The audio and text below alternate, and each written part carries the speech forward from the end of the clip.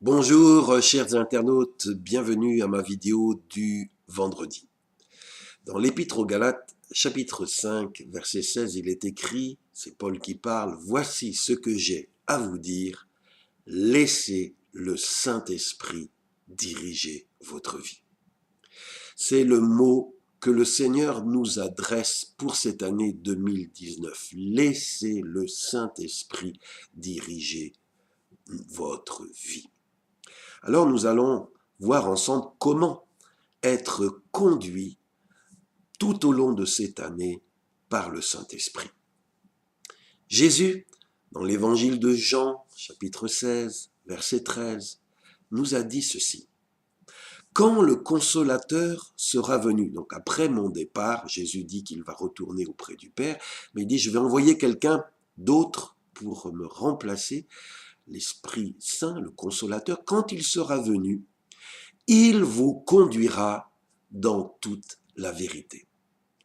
Donc, Jésus nous a prévenu, comme Paul, que la mission du Saint-Esprit, c'est de nous conduire les croyants, de conduire les enfants de Dieu. Et Paul dit que l'Esprit de Dieu nous conduit en particulier dans la vérité. On a besoin cette année 2019, de marcher dans la vérité. L'apôtre Jean disait, je n'ai pas de plus grande joie que de savoir que mes enfants spirituels marchent dans la vérité. Alors, pour marcher dans la vérité, il faut se laisser conduire par le Saint-Esprit. Jésus l'a dit dans Jean 16, 13, c'est l'Esprit Saint qui nous conduira dans toute la vérité. Et comment l'Esprit Saint s'y prend-il pour nous conduire dans la vérité, pour diriger notre vie? Eh bien, Jésus dit ceci.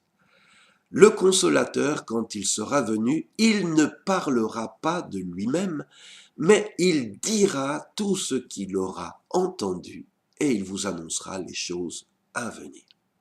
Jésus nous l'a dit, le consolateur nous conduira en nous parlant.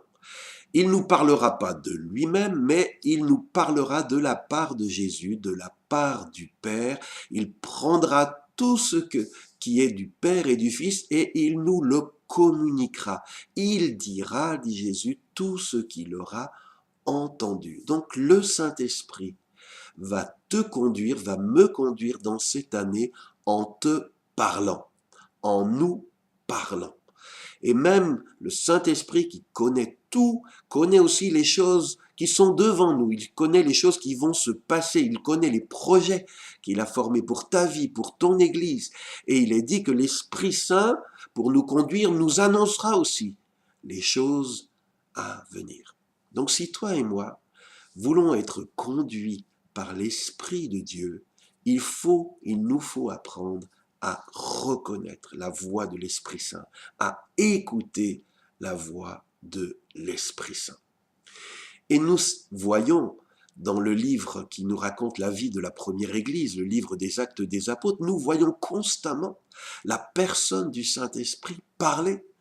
Par exemple, alors que les responsables de l'Église d'Antioche étaient en jeûne et prière, il est dit que l'Esprit Saint leur parla en disant « Mettez-moi à part Paul et Barnabas pour l'œuvre à laquelle je les ai appelés. » Donc, au milieu de leur réunion de prière et de jeûne, l'Esprit Saint a parlé aux dirigeants de l'église d'Antioche pour leur donner la mission de mettre à part ces deux missionnaires, Paul et Barnabas. Heureusement que cette église a pu entendre la voix de l'Esprit. Heureusement qu'ils ont su reconnaître la voix de l'Esprit, car grâce à cela, une grande œuvre missionnaire va s'accomplir pour évangéliser le monde, et vous et moi en sommes les premiers bénéficiaires. Le Saint-Esprit, c'est donc lui qu'il nous faut écouter. Et pourtant, souvent, si on est honnête, on reconnaîtra qu'on a plutôt tendance à s'écouter soi-même, à écouter nos propres désirs, à écouter nos propres envies, nos propres opinions, plutôt que l'Esprit de Dieu. Je voudrais juste vous donner un petit exemple. Chacun d'entre nous, je pense, on prie pour notre pain quotidien. Notre Père qui es aux cieux, donne-nous notre pain de ce jour, parce qu'on a besoin de manger, on a besoin de payer nos factures, et on a besoin donc de ressources, de rentrée d'argent. Et on prie Dieu de pourvoir à nos besoins, parce qu'il veut prendre soin de nous comme il prend soin des oiseaux du ciel et de l'herbe des champs. Et ma femme et moi, on priait parce qu'on avait besoin de nouvelles rentrées d'argent. Et on se demandait, Seigneur, pourvois, mais aussi si on doit faire quelque chose, montre-nous ce que tu veux que nous fassions. Parce qu'on n'est pas dans la foi c'est pas être passif. Il y a aussi des choses où Dieu nous demande de nous mettre en route, de faire des actions. Et donc, on priait.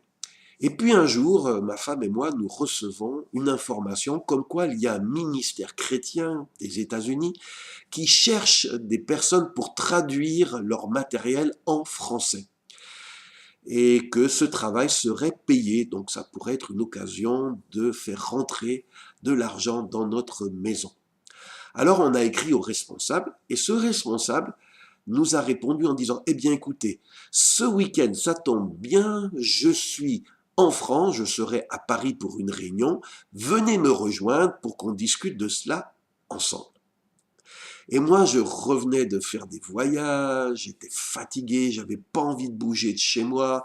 Monter à Paris, c'est pas à côté, c'est plus de 230 kilomètres, voilà, c'est de la fatigue. Et donc, moi, personnellement, j'avais pas envie d'y aller à ce rendez-vous.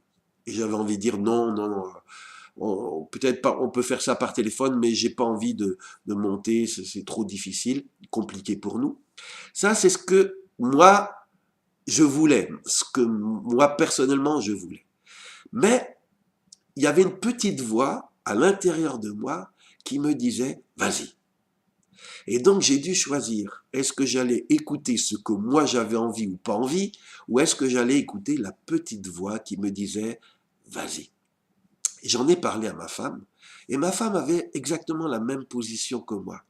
Elle non plus n'avait pas envie de voyager encore, mais elle aussi entendait une petite voix qui lui disait « Vas-y ». Alors nous avons choisi plutôt que d'obéir à nos envies, à notre confort, nous avons choisi d'obéir à la petite voix qui nous disait de monter. Et quand on a pris la voiture, qu'on est monté sur Paris, l'un et l'autre, nous avions la paix.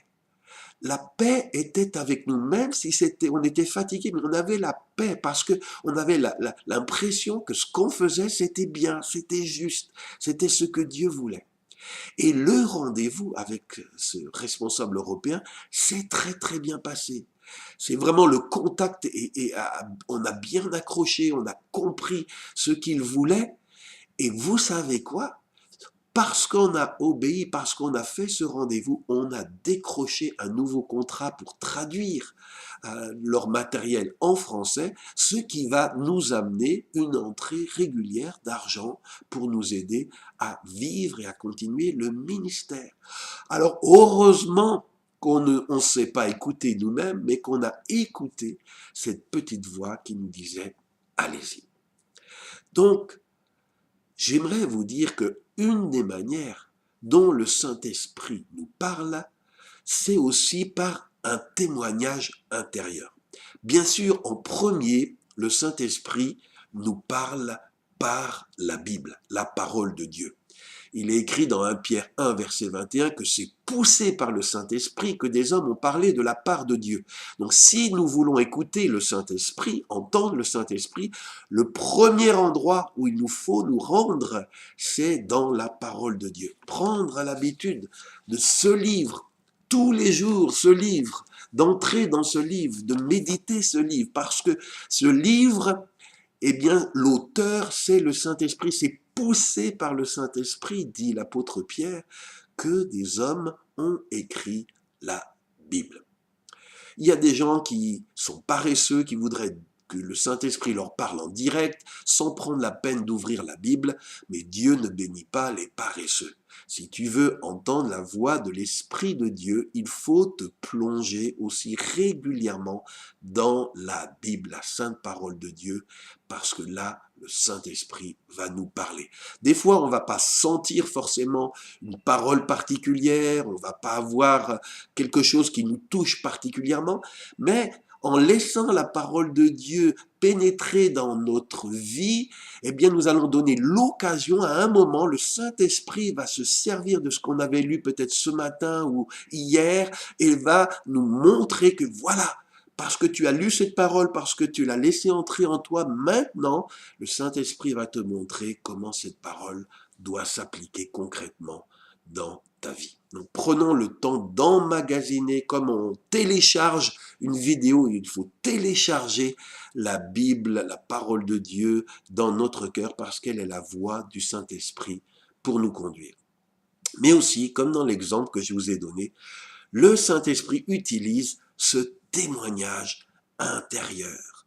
Paul disait dans Romains chapitre 8 verset 16, « L'Esprit lui-même rend témoignage à notre esprit que nous sommes enfants de Dieu. » Donc l'Esprit rend témoignage du Père et du Fils au travers de la parole écrite de Dieu, mais aussi Paul dit dans Romains 8, 16 que l'Esprit rend témoignage aussi à notre esprit. Notre esprit, c'est pas la Bible, c'est notre intériorité, ce que Dieu a mis à l'intérieur de nous. Eh bien, le Saint-Esprit parle à notre intériorité, il parle à notre esprit, il nous dit des choses. Et là, dans le cas de Romains 8, 16, c'est le Saint-Esprit atteste, rend témoignage à notre esprit que nous sommes enfants de Dieu si nous avons mis notre foi et notre confiance en Jésus.